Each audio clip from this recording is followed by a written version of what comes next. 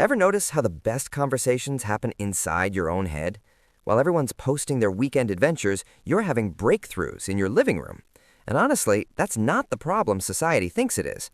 Let me show you what neuroscience actually says about your brain when you choose home over the party. Here's something wild that most people don't realize. Your nervous system has a baseline. Think of it like your phone's default brightness setting. Some people's nervous systems are naturally set to needs constant input. Others, they're wired for what researchers call low stimulation satisfaction. When psychologists study this, they describe it as self-regulated socializing, choosing interactions that prevent system overload.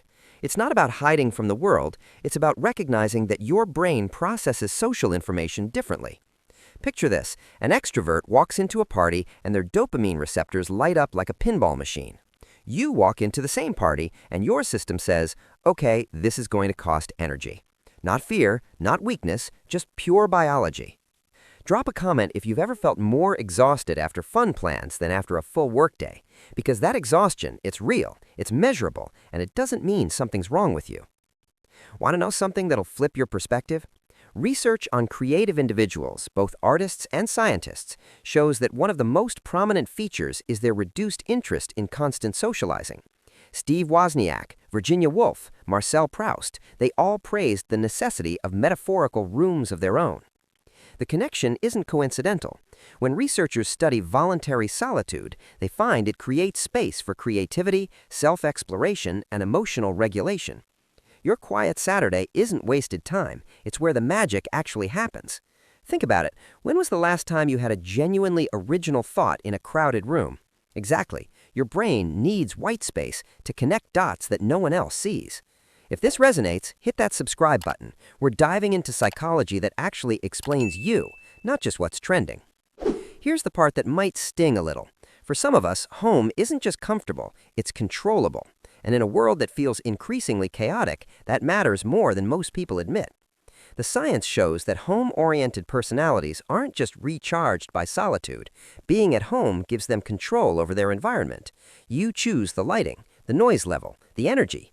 Out there, it's all variables you can't manage. But here's the crucial question psychologists ask. Are you choosing home because it fills you up or because everything else feels too heavy? One is self-awareness, the other is self-protection, and knowing the difference, that's everything. This is where it gets nuanced. Researchers distinguish between self-determined solitude, choosing to be alone for emotional benefits or creative activities, versus non-self-determined solitude, which happens when it's imposed on us, like social exclusion or lack of confidence. Same behavior, completely different psychological outcomes. Studies tracking people across 21 days found that when solitude was autonomous, freely chosen, it didn't accumulate negative effects. The people who spent more time alone but chose it intentionally, they weren't lonelier overall. They were actually experiencing greater autonomy satisfaction. But forced isolation? That corrodes mental health fast. So ask yourself honestly, when you cancel plans, is it because your favorite book is calling or because the thought of showing up makes your chest tight? That answer reveals everything. Let me know in the comments, do you choose solitude or does it choose you? No judgment, just curiosity.